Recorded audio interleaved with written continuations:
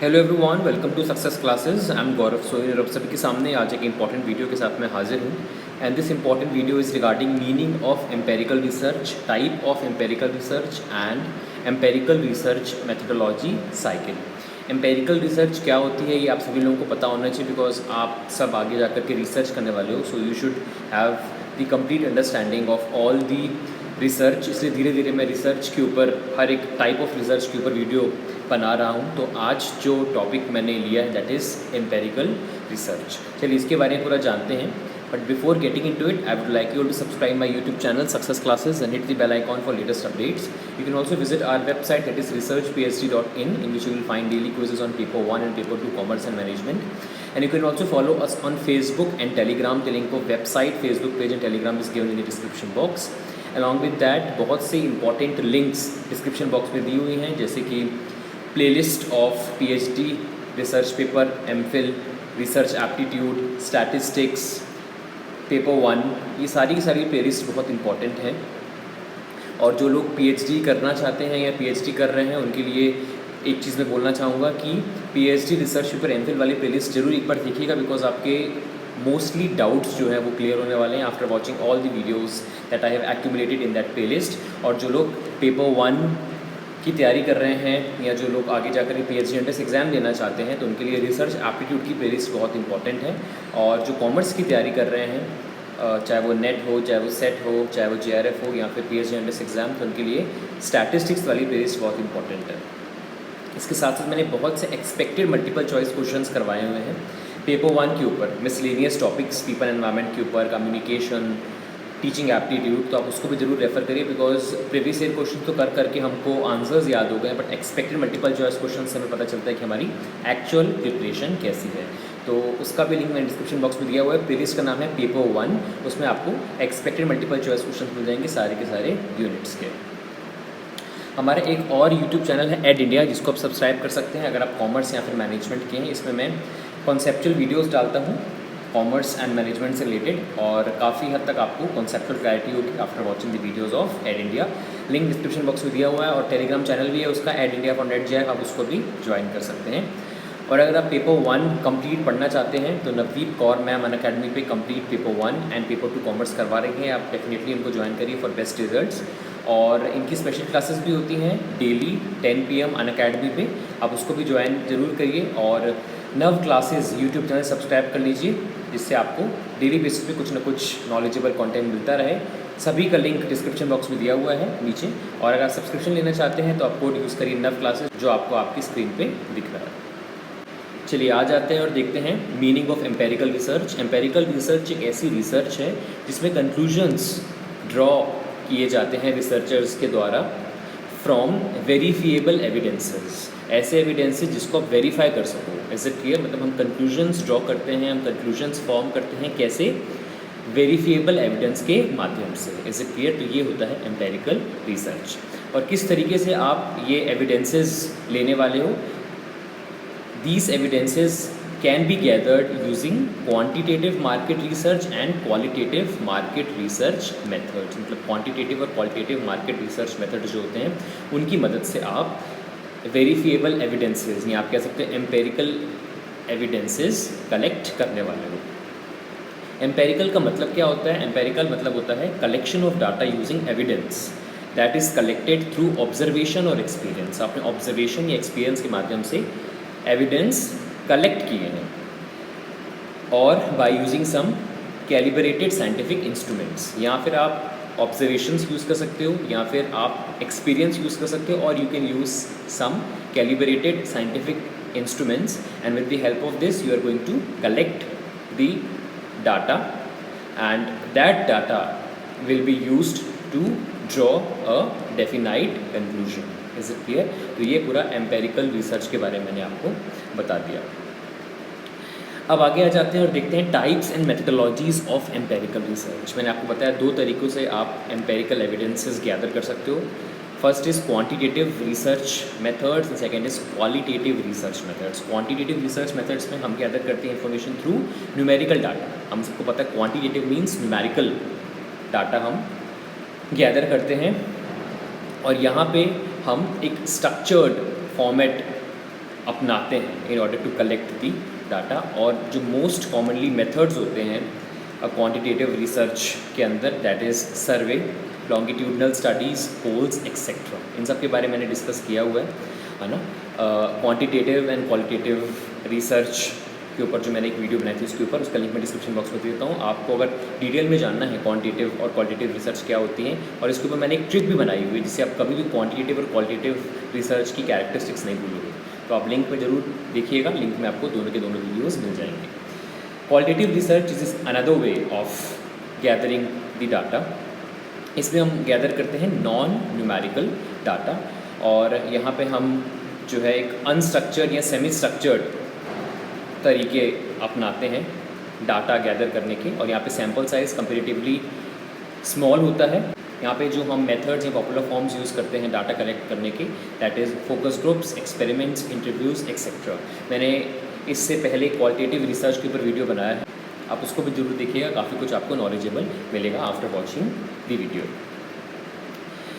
जो भी डाटा आपने कलेक्ट किया है उसको आपको एनालाइज करना पड़ेगा, और एम्पेरिकल एविडेंस जो है हम एनालाइज करते हैं इधर क्वांटिटेटिवली और क्वालिटेटिवली, राइट। रिसर्चर जो होता है ये आंसर करता है एम्पेरिकल क्वेश्चंस जो कि क्लियरली डिफाइंड होते हैं, और हम आंसर करते हैं with the help of the findings, और you can say the data that we have gathered. Is it clear? यहाँ पे कुल मिलाकर के रिसर्च क्या करता है, जो भी एम्पेरिकल क्वेश्चंस वो फॉर्म अप करता है उसके क्लियरली डिफाइंड जो है आंसर्स वो निकालने की कोशिश करता है। किस तरीके से? वो जो भी उसने डाटा गैदर किया हुआ है इधर क्वांटिटेटिवली और क्वालिटेटिवली, उन डाटाज को गैदर करके वो जो है एम्पेरिकल क्वेश्चंस को आंसर कर पाता है। और यहाँ आपको कोशिश करनी है कि empirical questions must be clearly defined. अब आ जाते हैं हम एम्पेरिकल रिसर्च मेथोडोलॉजी साइकिल की तरफ। एक साइकिल होता है जो कि आपको याद रखना चाहिए, ये मल्टीपल चॉइस क्वेश्चन के फॉर्म में भी आ सकता है नेट जेआरएफ में, पीएचडी एंट्रेंस एग्जाम में। The first step of empirical research methodology cycle is observation, second is induction, third is deduction, fourth is testing and fifth is evaluation. Is it clear? तो ये sequence आपको follow करना पड़ेगा, और इस sequence को follow करके आप एम्पेरिकल रिसर्च प्रॉपरली कंडक्ट कर सकते हो। आ जाते हैं सबसे पहले ऑब्जर्वेशन के बारे में डिस्कस करते हैं। इस पर्टिकुलर फेज में हम आइडिया जनरेट करते हैं, और आइडिया को फिर हम हाइपोथेसिस का फॉर्म देते हैं। Is it clear? यहाँ पे हम एम्पेरिकल डाटा गैदर करते हैं किस तरीके से? By using observation. जैसे कि यहाँ पे एग्जांपल भी दिया हुआ है, एक पर्टिकुलर स्पेशीज़ ऑफ फ्लावर जो होता है वो ब्लूम करता है डिफरेंट कलर में ड्यूरिंग अ स्पेसिफिक सीज़न।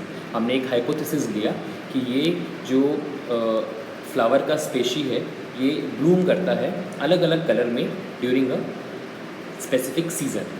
इसके बाद हमने ऑब्जर्वेशन हमने ये किया कि यार ये क्यों ऐसा होता है कि क्यों डिफरेंट कलर्स का फ्लावर जो है ये ब्लूम करता है during a specific season.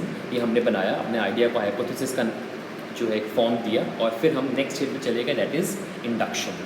Induction में क्या होगा? इंडक्टिव रीजनिंग जो है ये की जाएगी, और एक जनरल कंक्लूजन फॉर्म किया जाएगा जो भी डाटा आपने गैदर किया है ऑब्जर्वेशन के माध्यम से। Is it clear? यहाँ पे इंडक्टिव रीजनिंग की बात हो रही है, और यहाँ पे एक तरीके से एक जनरल कंक्लूजन फॉर्म होगा।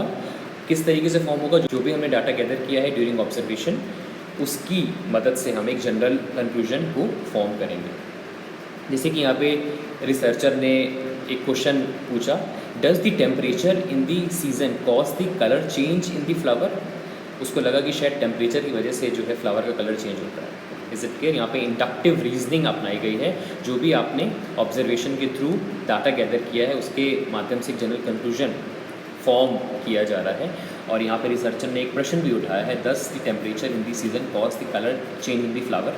और फिर हम क्या करेंगे? फिर हम यहाँ पे जो है प्रॉपर एक्सपेरिमेंट्स करेंगे जिसकी मदद से हम प्रूव करेंगे कि क्या टेम्परेचर की वजह से कलर चेंज होता है। यहाँ पे एक वर्ड आया कंजेक्स्चर। कंजेक्स्चर मतलब होता है कि इनकम्प्लीट इन्फॉर्मेशन यहाँ पे हमको नहीं फाइंड आउट करना है, राइट। हमको इनकम्प्लीट इन्फॉर्मेशन के माध्यम से कुछ कंक्लूड नहीं करना है, we should do proper experimentation. Is it clear? So he tags a few set of flowers kept at a different temperature and observe if they still change the color. उसने कुछ flowers लिए और फिर उसने देखा कि क्या टेम्परेचर की वजह से फ्लावर्स का कलर चेंज होता है या नहीं। तो यहाँ पे इंडक्शन हो गया। फिर हुआ डिडक्शन। डिडक्शन में क्या हुआ, इसमें कंक्लूजन डिड्यूस करने की कोशिश की जा रही है थ्रू एक्सपेरिमेंटेशन। जो भी आपने एक्सपेरिमेंट किया है उसकी मदद से हम जो है कंक्लूजन डिड्यूस करने की कोशिश कर रहे हैं। और यहाँ पे हम एक लॉजिकल और रैशनल अप्रोच फॉलो कर रहे हैं विच इज़ कम्प्लीटली अनबायस्ड। किसी प्रकार का बायसनेस नहीं है, बिकॉज डिडक्शन में आप कह सकते हो डिडक्टिव रीजनिंग में हम साइंटिफिक अप्रोच फॉलो करते हैं। Is it clear?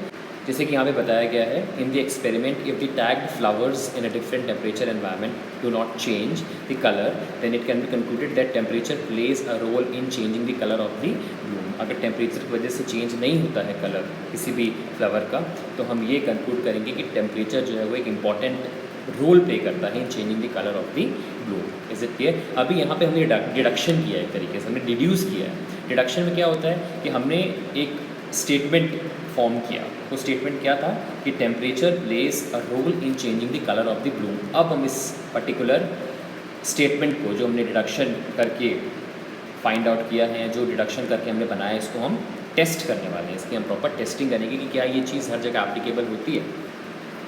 This phase involves the researcher to return to empirical methods. अब उसको वापस से एम्पेरिकल मेथड्स में आना पड़ेगा, राइट? और फिर हाइपोथेसिस की टेस्टिंग करनी पड़ेगी।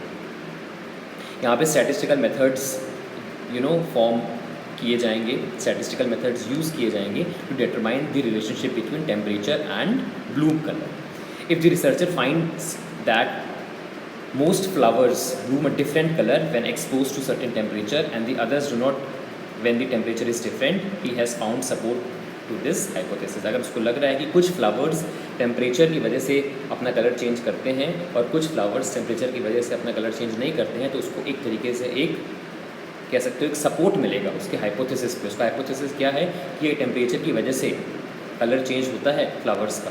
Is it clear? तो यहाँ पे हम टेस्टिंग कर रहे हैं। और टेस्टिंग कैसे कर रहे हैं? हम टेस्टिंग कर रहे हैं एम्पेरिकल मेथड्स की मदद से, right? We are using statistical methods here in order to determine the relationship between temperature and bloom color। ठीक है, तो यहाँ पे हमने टेस्टिंग कर ली। अब आ जाते हैं लास्ट स्टेप पे, दैट इज़ इवैल्यूएशन। और यहाँ पे क्या होता है, यहाँ पे हम जो है यहाँ पे जो रिसर्चर होता है वो जो भी डाटा उसने कलेक्ट किया होता है उसको प्रेजेंट करता है और साथ ही साथ सपोर्ट करता है argument and his conclusion. Is it clear? With the help of the data that he or she has gathered by observation or by experimentation or you can say by some calibrate scientific method, और फिर वो उस data की मदद से अपने argument को support करता है और साथ ही साथ कंक्लूजन को भी सपोर्ट करता है। और यहाँ पर रिसर्चर लिमिटेशंस भी स्टेट करेगा एक्सपेरिमेंटेशन की, जो भी उसने एक्सपेरिमेंट किया है। इससे आगे जा कर के जो भी रिसर्चर्स आगे जा कर के रिसर्च करने वाले हैं उनको एक हेल्प मिले, उनको एक सपोर्ट मिले कि किस तरीके से जो है रिसर्च करनी चाहिए और किस तरीके से इन डेप्थ रिसर्च की जा सकती है फ्यूचर में। So this was the complete video on empirical research. I hope आपको काफ़ी कुछ नॉलेजेबल सीखने को मिला होगा आफ्टर वॉचिंग दिस वीडियो। और अगर पसंद आया हो वीडियो तो लाइक ज़रूर कर दीजिएगा, एक प्यारा सा कमेंट लिख दीजिए नीचे कमेंट सेक्शन में, जिससे हम इसी मोटिवेशन के साथ आप लोग के लिए और वीडियोज़ लाते रहें और आप पे कॉन्सेप्ट्स क्लैरिटी हम इसी प्रकार से करते रहें। शेयर करिए इस वीडियो को ज़्यादा से ज़्यादा, इससे ज़्यादा से ज़्यादा लोगों तक ये वीडियो पहुंच सके। Thank you so much for your valuable time. मिलते हैं नेक्स्ट वीडियो में। Have very nice day ahead and stay safe.